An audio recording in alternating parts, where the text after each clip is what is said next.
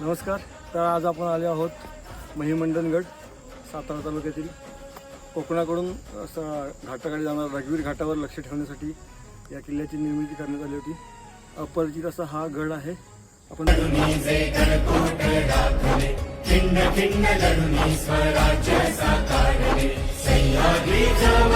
महाराष्ट्राला भला सोन्याचं दिस हे मुलकाला दावला.